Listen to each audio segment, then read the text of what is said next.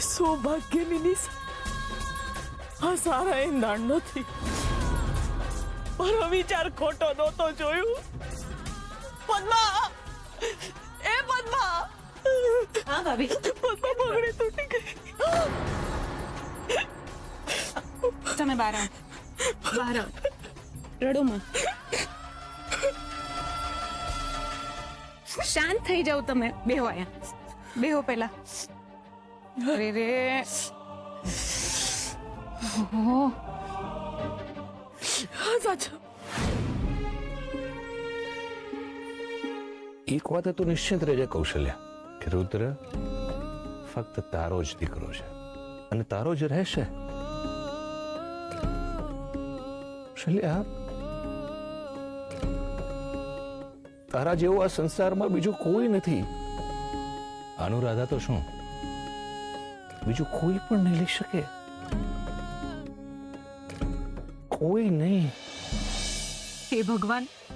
ભાભી, આને તો અપશકન જ કહેવાય, ઘોર પાપ. મમ્મી શું કઈ પણ બોલે છે તું? થોડું સમજી વિચારીને તો બોલ. એક બંગડી જ તૂટી છે ને, માર્કેટથી નવી લાવી દઈશું. પપ્પા, પપ્પા, મોટા મમ્મીની બંગડી તૂટી ગઈ છે. મમ્મી વાતને વધારે ખેંચે છે. એની પહેલા તમે માર્કેટથી નવી બંગડી લાવી દો ને. ના જાસ્મીન, હમણાં નહીં. આ ઇલેક્શન હાટું હું ભાષણ તૈયાર કરી રહ્યો છું. હા હા ભાભી, આ જાસ્મીન તો વાયડી છે, એની વાત ન માનો. સાચે મારું મન બહુ ગભરાય છે. મેં તો ના જ પાડી હતી કે આવડી મોટી ઘટનાને આમ હળવાશથી લેવાય જ નહીં. આ મારા પિયરિયાની પીવું પંચમિયા એની હારે આમ જ થયું તું. એની બંગડી તૂટી ગઈ ને દોઢી કાંઈ ન થાય એમ કરીને બેહી રહી. હું થયું ખબર છે? ઈ જ રાતે એનો વર એને મૂકીને વયો ગયો. ઓ બાપરે. બોલો.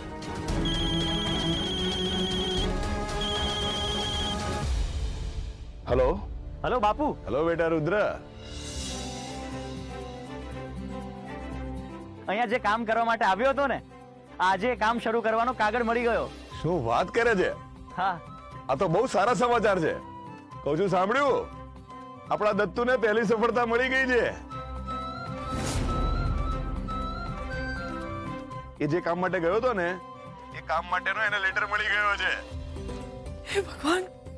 હવે મારો દીકરો નોકરી કરશે.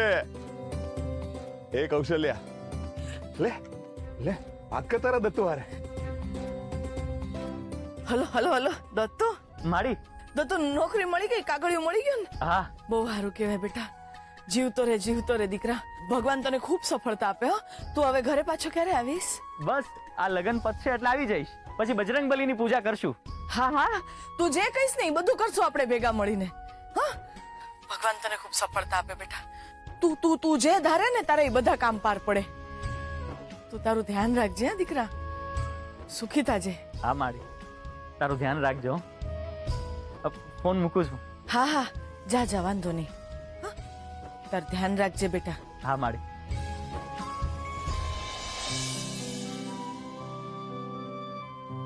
એ કૌશલ્યા, રુદ્રે ફોન મૂકી દીધો હશે.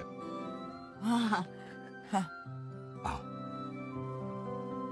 દત્તુને જાજી ચિંતા ના કર. બે આખો પરિવાર ઘેલો છે, ઘેલો. અને એમાંય મારો વર કઈ ઓછો નથી. મેં તો ના જ પાડી હતી કે મોટા ભાઈની પાછળ આમ ઘેલું ન થવાય, પણ મારું તો સાંભળે છે જ કોણ? એમને તો રામના લક્ષ્મણ થાવ છે. જાસ્મીન, હાલ તો આપણે હેમુબેન ને ત્યાં જઈ આવીએ. ના ના મમ્મી, મારે નથી આવું. તું જઈ આવ. મારે બાજુમાં પેલો મેળો લાગ્યો છે ને, ત્યાં જવું છે.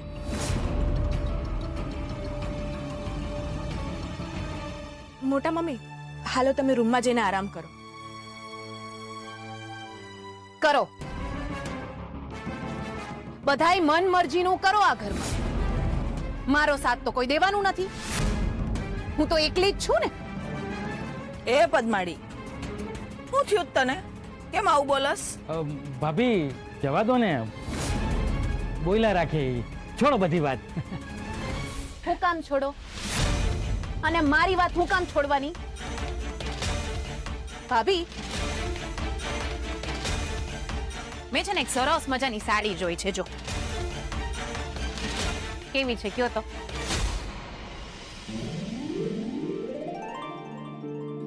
હાલે લે, આ તો બહુ સારી છે. પણ પદ્મા, તું ને હું આવી સાડી પહેરીને ક્યાં જવાના હતા હવે? આ છોકરીઓ વાટું લેવી હોય તો લેવાય. નો લેવાય, આપણાથી નો લેવાય ભાભી. હું કામ નો લેવાય? કેમ આવું કરસ? આ છોકરીઓના લગ્ન લેવાના આવશે, ઈ ટાણે આણું ભરવા ને કારવા આવી જ સાડીઓ લેશું ને આપણે. બોલવું સહેલું છે ભાભી. આ એક સાડી 22,000 ની છે. હાય, 22,000 ની છે આ સાડી? હા, અમે લઈ હૈકા હોત. જો મોટા ભાઈએ તમારી જેમ બીજા કરતા પહેલા ઘરની દીકરીઓનો વિચાર કર્યો હોત ને તો. આ હું બોલસ તું? હું કેવું છે તારે? કોનો વિચાર કર્યો તારા ભાઈએ? ભાભી, તમે હવે ભોળા નો બનો. તાર કેવું શું છે? બધાઈને ખબર છે કે મોટા ભાઈએ આપણા રૂપિયા મહેન્દ્ર રાજ્યગુરુને મદદ કરવા માટે નહીં, પણ અનુરાધા રાજ્યગુરુને ધ્યાનમાં રાખીને આપ્યા હતા.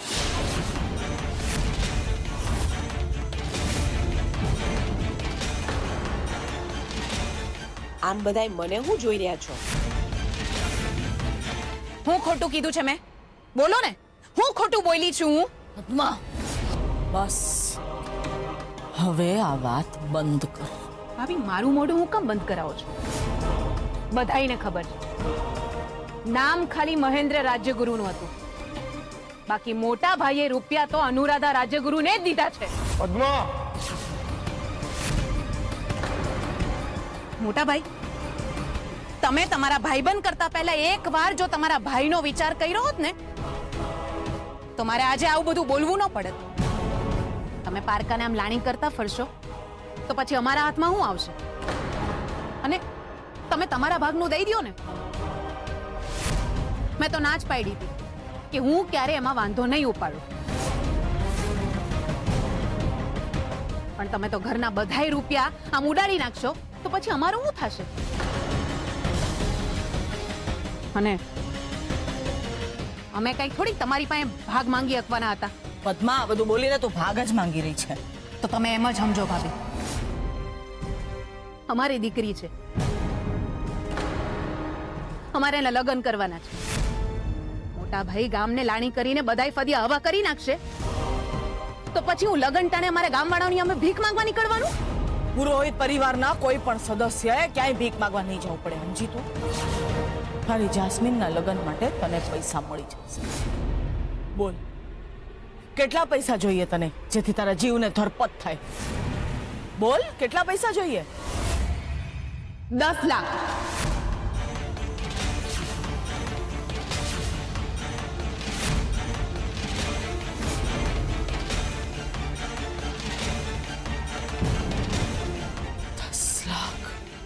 શું થયું ભાભી?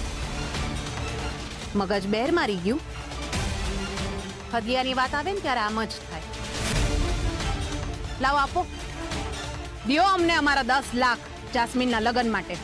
Mummy please. પદ્મા, ભાઈ ભાભી હારે આ રીતે વાત નહીં કર. હાલ મારી હારે. મળી જાય તને, તારા 10 લાખ મળી જાય. પદ્મા, મારા મંગળસૂત્રના સમ ખાઈને કહું છું, જાસ્મીનના લગ્ન આટું 10 લાખ જોઈએ છે ને તને? ઈ તારા 10 લાખ રૂપિયા તને મળી જાય. કૌશલ્યા, 10 લાખ રૂપિયા તને ક્યાંથી મળશે? પૈસાની જોગવાઈ થઈ જાય, હું કરી લઈશ.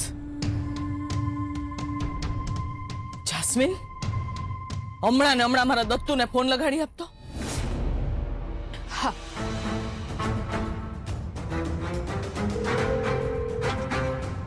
હલો.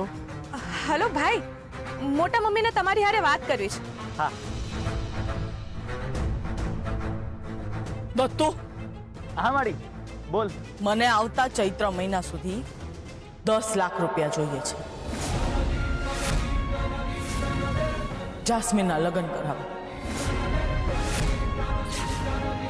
માડી, શું થયું? સામા સવાલ નહીં કર. તું જો તારી માડીનો દીકરો હોય ને તો મને વચન આપ કે તું જાસ્મીનના લગ્ન કરાવવા હાટુ 10 લાખ રૂપિયા જમા કરીને લાવીશ. તને મારા સમજ.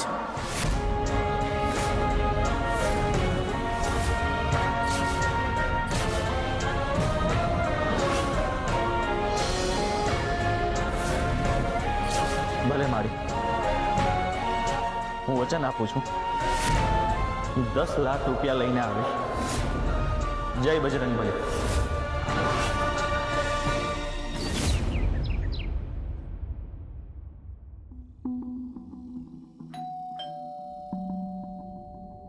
રુદ્ર, ઓ રુદ્ર, હા? બેલ વાગી, દરવાજો ખોલ. બેલ વાગી? મને સંભળાય જ નહીં. ભાઈ ઊભો છે તો દરવાજો ખોલ ને. હા હા, ખોલ.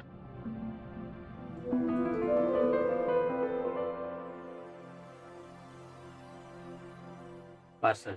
હા.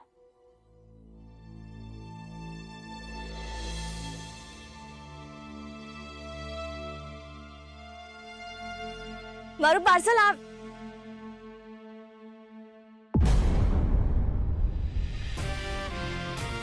How dare you touch my parcel?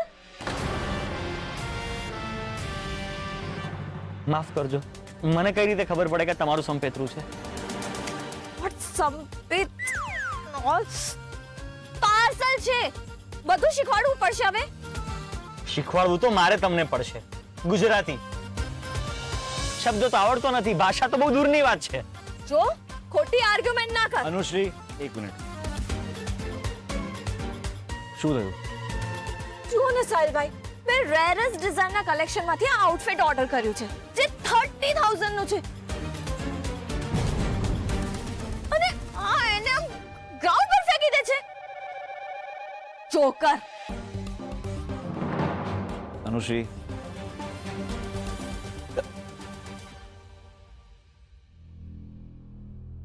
તને તારું પાર્સલ મળી ગયું ને? Let it be.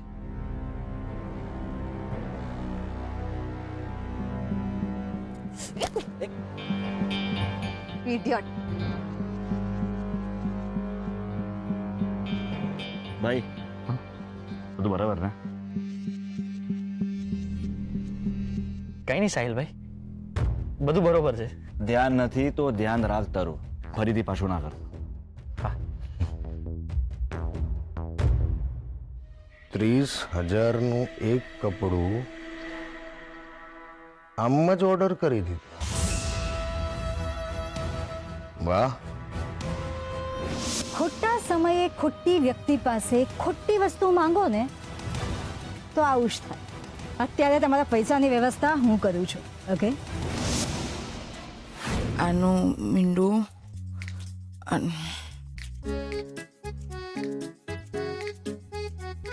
ખબર નહીં આના બાપુ કેમ કરતા હશે. માસ્તર તો હરખાઈનું થતું જ નથી. પાછું કરી જોઉં. 25 શું કરે છે? ઓલું શાકભાજી નહીં હિસાબ. એ કૌશલ્યા, બોલ ને, શું કરે છે? આપણે મારા દત્તુનો પગાર કેટલો? કેમ? કયો ને પેલા આ 10 લાખ ભેગા કરવા હોય તો મારા દત્તુએ મહિને કેટલા કમાવા પડે એની ગણતરી માંડતી હતી હું. અચ્છા, તો કેટલો આંકડો આવ્યો? એમ થોડી કાંઈ આંકડો આવે છે. તમે કયો ને મને. તમે ન્યાયને નોકરીએ મોકલ્યો છે તો ન્યા દર મહિને કેટલો પગાર એનો હોય તો આપણે આ મેળ પડી જાય. તમારે દાંત કાઢવાની જરૂર નથી. હં? એ તો તારા દીકરા પર નિર્ભર કરે છે. કેવું હોય તો કહો, બધું મારા દત્તુ પર નહીં નાખી દો. એવું નથી કૌશલ્યા. જો સાંભળ, મારું કામ આમાં પણ માસ્તરની જેમ આંગળી ચીંધવાનું છે. મેં આંગળી ચીંધી લીધી છે. હવે રસ્તો એણે નક્કી કરવાનો છે. એની નોકરીનો પણ અને તે આપેલા સમનો પણ. કોઈ દી સીધો જવાબ નહીં આપે એટલે નહીં જ આપે માસ્તર. તમને એક માની ચિંતાની કદર જ નથી. મને સમજાઈ ગયું છે. રેવા દો.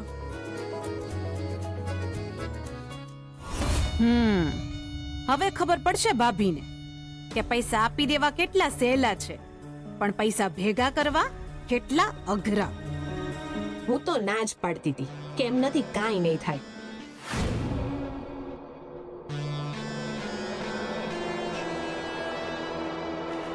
કાજુ કતરી ખાવ છો એમ?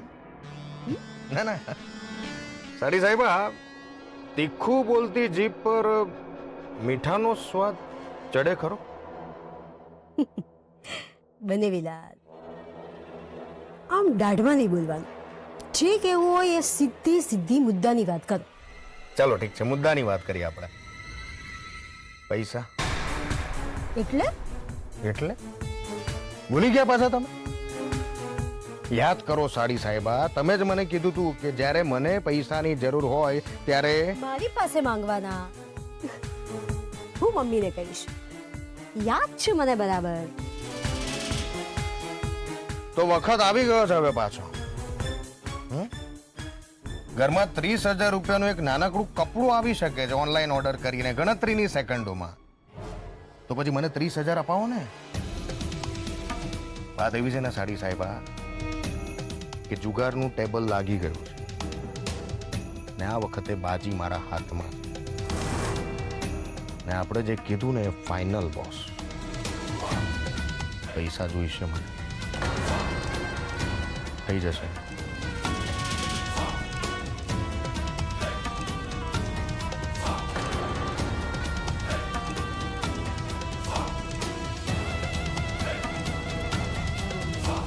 Thank you.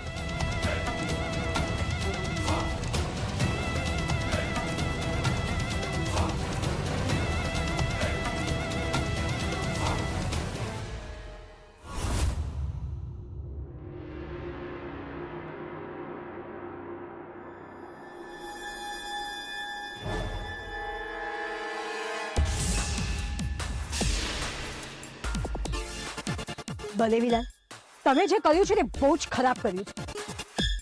હળહળતું લાગી આવ્યું છે મને. રાજ્યગુરુ પરિવારના જમાઈ થઈને તમે તમે ફોન પર કોઈની પાસે પૈસા માંગતા હતા, એ પણ ઉધારી પર. શું થયું તિથિ? સાસુમાં હમણાં એ જે બોલ્યા એ તમે સાંભળ્યું નહીં? હું શું બોલું હવે? તિથિ, આમ ગુસ્સો કરીને નારાજ થવાને બદલે ગુસ્સાનું કારણ કહી દે. હા બરાબર. મુદ્દા પર આવો અને ગુસ્સાનું કારણ કહો સાસુમાં. ગુસ્સાનું કારણ તમે જ છો બનેવીલાલ. હું? ના ના સાસુમાં, એટલે હું પણ ક્યારનો એમને એ જ પૂછી રહ્યો છું. હું કેવી રીતે?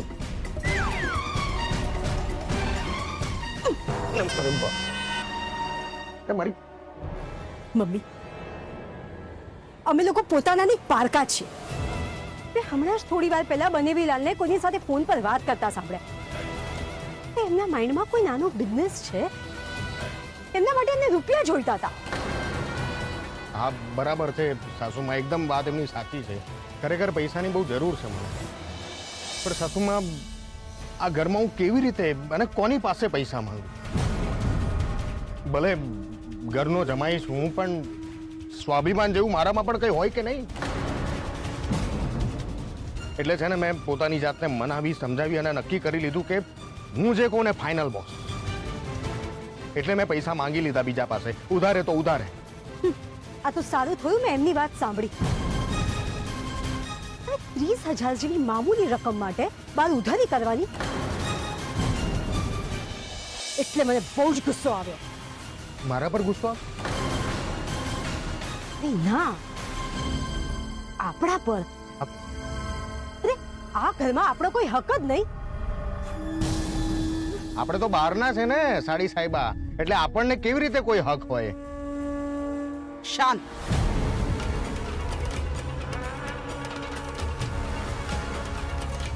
શાંત થઈ જાઓ તમે લોકો. કોઈ બહારનું નથી. હમણાં હું મહેન્દ્રને કહીશ એટલે 30,000 આમ મળી જશે. મળી જશે? નથી જોઈતા એવા રૂપિયા. અરે શું નથી જોઈતા? મારે નથી જ. મમ્મી, અમારે પૈસા માંગવાના ત્યારે અમને પૈસા મળે. ચલો મારું તો ઠીક છે, પણ આ તો રાજ્યગુરુ પરિવારના જમાઈ છે, એમને તો ઇજ્જત મળવી જોઈએ ને મમ્મી.